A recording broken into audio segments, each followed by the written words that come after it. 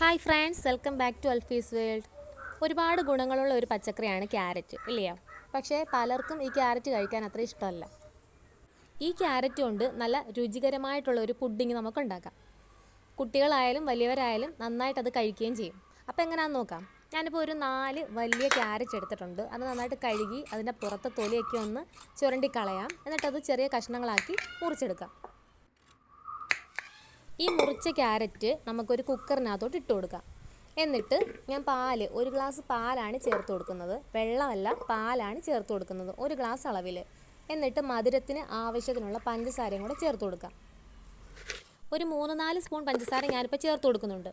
എന്നിട്ട് കുക്കർ അടച്ചിട്ട് അടുപ്പ് വെച്ചിട്ട് ഒരു 3-4 വിസിൽ വരിക. ആ ക്യാരറ്റ് ഒന്ന് നമുക്ക് നന്നായിട്ട് വെന്ത് കിട്ടണം. വിസിലൊക്കെ വന്ന് അതിൻ്റെ ആവിയൊക്കെ പോയതിന് ശേഷം ഇത് നമുക്ക് മറ്റൊരു പാത്രത്തിലോട്ട് മാറ്റി നന്നായിട്ടൊന്ന് തണുക്കാനായിട്ട് വെക്കണം.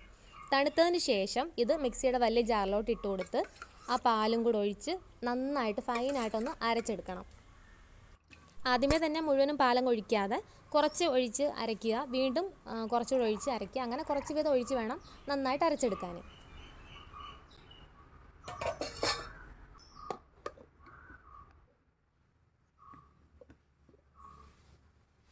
ഒരു സ്പൂൺ ഏലക്കാപ്പൊടിയും കൂടെ ചേർത്തിട്ട് വേണം അരയ്ക്കാൻ. ഞാനിപ്പോൾ നന്നായിട്ട് അരച്ചെടുത്തിട്ടുണ്ട്. ഇനി ഇതിലേക്ക് നമുക്ക് അരിപ്പൊടി ചേർത്ത് കൊടുക്കണം. ഞാനിപ്പം 1 കപ്പ് അളവിലാണ് അരിപ്പൊടി ചേർക്കുന്നത്. അരിപ്പൊടി ചേർത്തിട്ട് ആ സ്പൂൺ കൊണ്ട് തന്നെ നന്നായിട്ടൊന്ന് മിക്സ് ചെയ്യുക. കുറച്ചുകൂടെ പാല് എന്നിട്ട് ഒഴിച്ചു കൊടുക്കുക. പാല് വേണ്ടി വരും, നമ്മൾ അരിപ്പൊടി ചേർക്കുമ്പം കുറച്ചുകൂടെ കട്ടിയാവുമല്ലോ. എന്നിട്ട് പാലൊഴിച്ചിട്ട് ഒന്നുകൂടെ അരച്ചെടുക്കുക നന്നായിട്ട്. മധുരം വേണമെങ്കിൽ നോക്കിയിട്ട് കുറച്ചുകൂടെ മധുരം ഇട്ട് കൊടുക്കാം. പഞ്ചസാരയോ അല്ലെങ്കിൽ മിൽക്ക് മെയ്ഡോ നിങ്ങൾക്ക് ചേർക്കാം. ആവശ്യത്തിന് ചേർത്തിട്ട് നന്നായിട്ട് ഒന്നുകൂടെ ഒന്ന് അടിച്ചെടുക്കണം. ഞാനിപ്പോൾ നന്നായിട്ട് അടിച്ചെടുത്ത് വെച്ചിട്ടുണ്ട്. നമ്മൾ കേക്കൊക്കെ ഉണ്ടാക്കുന്ന ഒരു ബാറ്ററിൻ്റെ ഒരു പരുവത്തിൽ കിട്ടിയിട്ടുണ്ട്. ഇനി നമുക്കിപ്പം ഇതുപോലത്തെ ഒരു പരന്ന പാത്രത്തിൽ, ഞാനിപ്പം കേക്ക് ടിന്നാണ് എടുത്തേക്കുന്നത്, ഏത് പാത്രം ആയാലും മതി, പരന്ന പാത്രം. ഇതിലേക്ക് കുറച്ച് നെയ്യൊക്കെ നന്നായിട്ടൊന്ന് തൂത്ത് പിടിപ്പിക്കുക. എന്നിട്ട് നമ്മുടെ ഈ ക്യാരറ്റിൻ്റെ ബാറ്റർ അതിലേക്ക് ഒഴിച്ചു കൊടുക്കുക.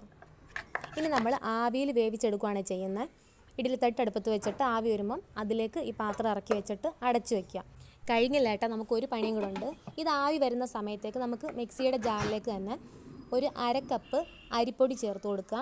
ആവശ്യത്തിന് പഞ്ചസാരയോ അല്ലെങ്കിൽ മിൽക്ക് മെയ്ഡോ ചേർത്ത് കൊടുക്കുക. പിന്നെ കുറച്ച് പാലും കൂടെ ഒഴിച്ചിട്ട് ഇത് നന്നായിട്ടൊന്ന് അരച്ചെടുക്കണം. ഇതുപോലെ നന്നായിട്ടൊന്ന് മിക്സ് ചെയ്തതിന് ശേഷം മാത്രം അടിക്കുന്നതായിരിക്കും നല്ലത്. ഞാനിപ്പോൾ നന്നായിട്ട് അടിച്ചെടുത്തിട്ടുണ്ട്. നമ്മൾ അടുപ്പത്ത് വെച്ച ക്യാരറ്റ് പുഡിങ് ഒരുവിധം ഒന്ന് സെറ്റായി കാണും. ആ സമയത്ത് നമ്മളിപ്പോൾ അടിച്ചെടുത്ത ഈ മിക്സ് അതിൻ്റെ പുറത്തേക്ക് ഇങ്ങനെ ഒഴിച്ചു കൊടുക്കണം. ഇനി നമ്മൾ അടച്ചു വെച്ച് വേവിച്ചെടുക്കാം ബാക്കിയും കൂടെ. മുകളിലേക്ക് ഇങ്ങനെ അണ്ടിപ്പരിപ്പോ മുന്തിരിയോ എന്തെങ്കിലുമൊക്കെ ഇഷ്ടമുള്ളത് നിങ്ങൾക്ക് ഇങ്ങനെ വിതറി കൊടുക്കാം. എന്നിട്ടൊരു 15-20 മിനിറ്റ് നന്നായിട്ട് വേവിച്ചെടുക്കാം. എന്നിട്ട് അത് നന്നായിട്ട് തണുത്തതിന് ശേഷം നമുക്ക് പാത്രത്തിൽ നിന്ന് മാറ്റാം. നന്നായിട്ട് തണുത്തതിന് ശേഷം ഇത് ഫ്രിഡ്ജിൽ വെച്ച് വേണമെങ്കിലും നമുക്ക് ഉപയോഗിക്കാം. നല്ല ടേസ്റ്റുള്ള ഒരു പുഡിങ്ങാണേ. ക്യാരറ്റ് ഇഷ്ടപ്പെടാത്തവരാണെങ്കിലും ശരി, ഈ പുഡിങ് ഇങ്ങനെ ഉണ്ടാക്കി കൊടുത്താൽ ഉറപ്പായിട്ടും അവർ കഴിക്കും. അന്നേരം ഇന്ന് തന്നെ പിള്ളേരെ പറ്റിച്ചോ. അപ്പോൾ പുതിയ വീഡിയോയുമായിട്ട് വീണ്ടും കാണാം. താങ്ക്